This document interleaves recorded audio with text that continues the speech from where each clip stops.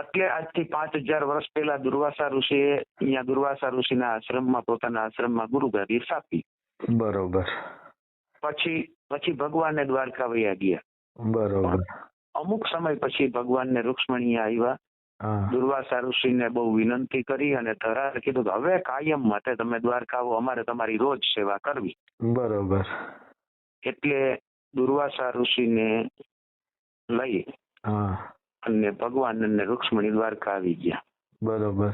અને પોતાનો જે મહાલય હતો એમાં મુખ્ય સ્થાન ઉપર એની સ્થાપના કરી, ગુરુને સ્થાન આપ્યું.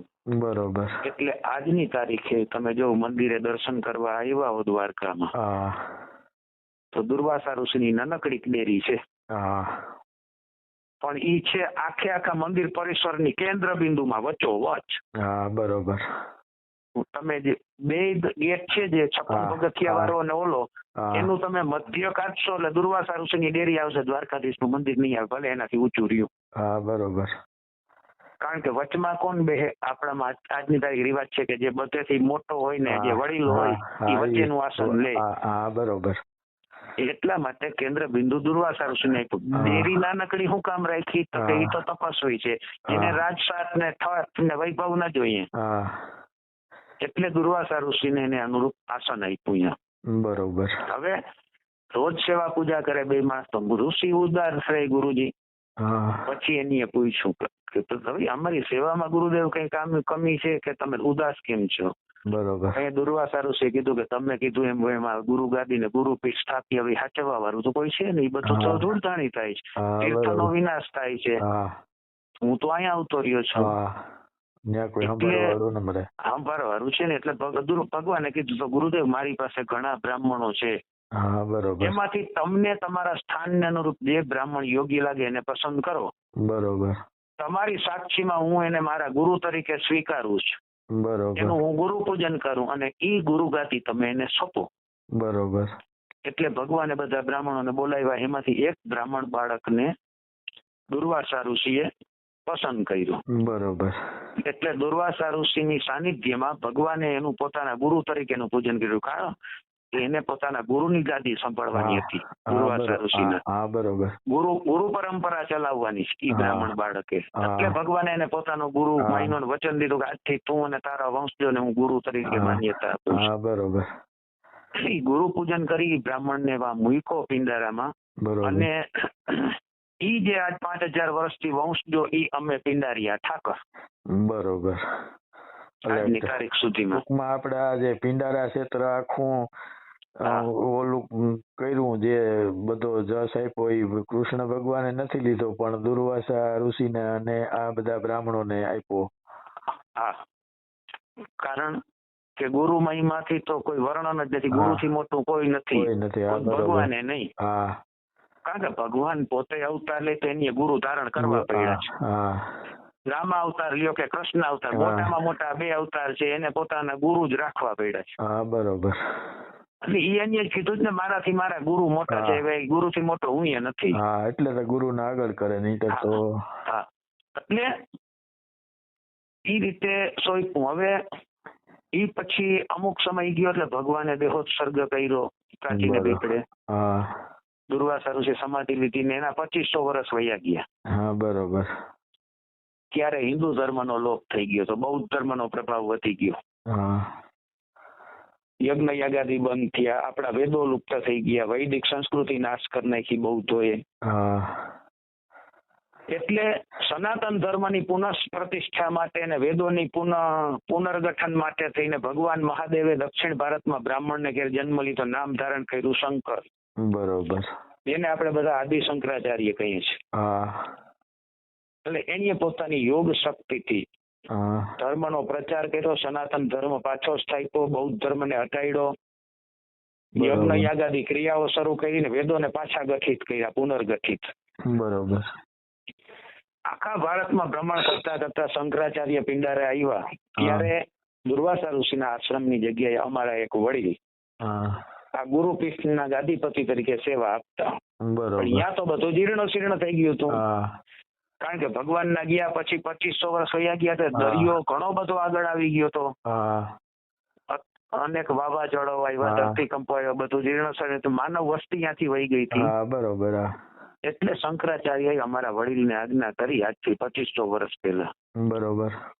કે ભાઈ હવે અહીંયા માનવ વસ્તી નથી રહી, અહીં બધું જીર્ણ શીર્ણ થઈ ગયું છે. હા તો આ ગુરુપીઠ છે અહીંથી ઉત્થાપન કરો અને જ્યાં માનવ વસાહત છે હા ત્યાં શુદ્ધ અને પવિત્ર જગ્યા જો ત્યાં પાછી પુનઃ સ્થાપિત કરો. બરોબર. એટલે અમારા વડીલે કીધું કે ગુરુદેવ એટલી સત્તા તો અમારી નથી કે ખુદ બ્રહ્મર્ષિ દુર્વાસાજીએ જે ગુરુપીઠની સ્થાપના કરી હોય એનું અમે ઉત્થાપન કરી શકીએ હા, અને હા. પાછું એનું સ્થાપન કરી શકીએ. એ સત્તા અમારામાં નથી, આટલું તપોબળ અમારું નથી. હા બરોબર. પણ દુર્વાસા ઋષિ શિવના અવતાર હતા ને આપે પણ શિવના અવતાર છો. હા તો આપને હાથે આ ગુરુપીઠનું ઉત્થાપન કરો અને આપને જ્યાં યોગ્ય લાગે એ જગ્યાએ પાછી ગુરુપીઠની સ્થાપના કરો, પછી અમે સંભાળીએ. બરોબર. એટલે આજથી 2500 વર્ષ પહેલા દુર્વાસા ઋષિના આશ્રમમાંથી આદિ શંકરાચાર્યએ ગુરુપીઠનું ઉત્થાપન કર્યું. બરોબર. અને પિંડારામાં અત્યારે જે ગામની અંદર જે જગ્યાએ છે અહીંયા ગુરુપીઠની સ્થાપના કરી. બરોબર. અને ત્યાંથી પછી દ્વારકા આવ્યા ને અહીંયા શારદા પીઠની સ્થાપના કરી. હા બરોબર. ત્યારથી આજ દિવસ સુધી અમારી ને શારદા પીઠની એક પરંપરા જોડાયેલી છે હા કે એક શંકરાચાર્ય છે એ કૈલાસ ગમન કરી જાય ને એમના આસન ઉપર નવા શંકરાચાર્ય બિરાજે. બરોબર. ત્યારે એના આસન ઉપર એની એક વખત પોતાના કાલમાં પિંડારા ગુરુપીઠે આવવું પડે. બરોબર. અમે ગુરુપીઠે એમને બિરાજિત કરીએ, હા. એમનું ગુરુ પૂજન કરીએ અને આગળ ગામ લોકો એને ધર્મનો ઉપદેશ દે અને પછી નવા ગુરુજી છે શંકરાચાર્ય હા એ પોતાના ગુરુનું તર્પણ કરવા પિંડારા ક્ષેત્ર પિંડારામાં જાય. બરોબર.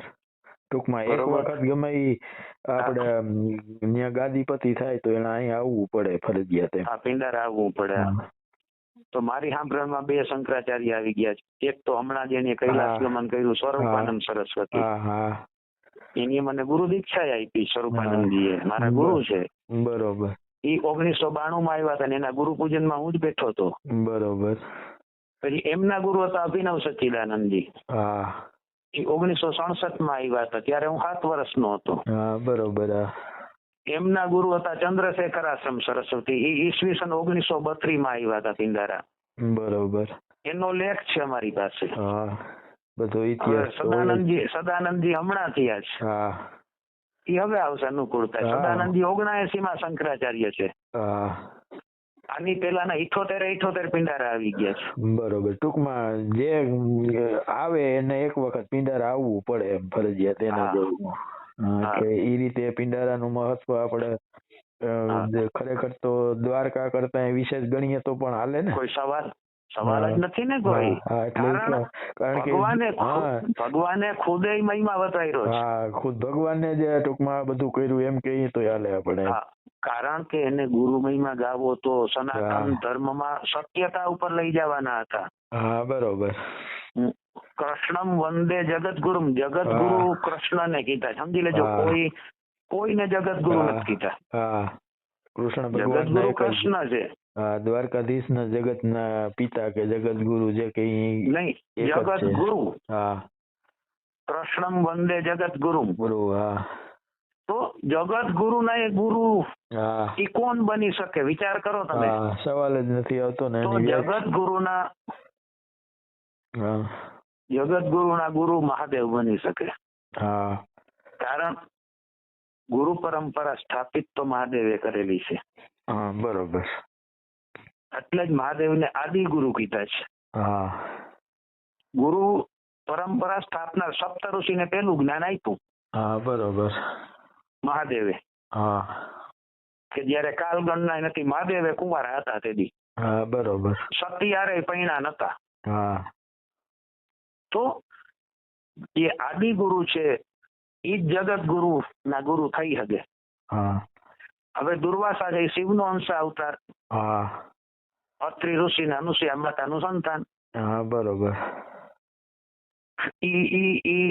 ઇતિહાસની તમને ખબર હશે કે જે ત્રિદેવ અહીંયા આવ્યા હતા ભિક્ષા માંગવા, એનું સતીત્વની પરીક્ષા કરવા અનુસૂયા માતાની, કે નગ્ન થઈને ભિક્ષા આપો ને. પછી એમાંથી હા કઈ આપણે બધો ઇતિહાસ જોઈએ છીએ. હા, તો એને ત્રણને બાળક નાનકડા કરી દીધા માતાજી, અને પછી ત્રણેય દેવને મોટા કર્યા ને ત્રિદેવે વરદાન દીધું કે અમારા એક ના અંશથી તમને એક બાળક થશે. બરોબર. ઈ થયા દત્ત, દુર્વાસા અને ચંદ્રમા. બ્રહ્માના અંશથી ચંદ્ર થયા, વિષ્ણુ ભગવાનના અંશથી દત્તાત્રેય થયા અને શિવના અંશથી દુર્વાસા થયા. બરોબર. તો દત્ત, ગુરુ દત્તાત્રેય, દુર્વાસા અને ચંદ્રમા ત્રણ સગા ભાઈઓ. બરોબર. એમાં ચંદ્રના થયા બુધ. અને બુધના સંતાનમાં ધીરે ધીરે જે વંશ આવ્યો એ યદુવંશ છેલ્લે. બરોબર. જેમ જેમ અલગ અલગ પ્રભાવી પુરુષો એમાં પાકતા ગયા એ પ્રમાણે પેલા ચંદ્રવંશ મૂળમાં જ આવતો ચંદ્રવંશ, પછી બુધનો વંશ, પછી યયાતિ વંશ, યયાતિ રાજા આવ્યા, પછી વૃષ્ણિ વંશ. આ વૃષ્ણિ વંશ એ કહેવાનો છે યદુવંશ છે. પછી યદુ રાજા થયા એટલે યદુવંશ. કૃષ્ણ વંશ એક મૂળમાં જ આવતો ચંદ્રવંશ જ છે. ચંદ્રવંશ. પણ અત્યારે આપણે સમય પ્રમાણે છેલ્લે કૃષ્ણવંશ વધારે ઉપયોગમાં લેવાય છે એમ.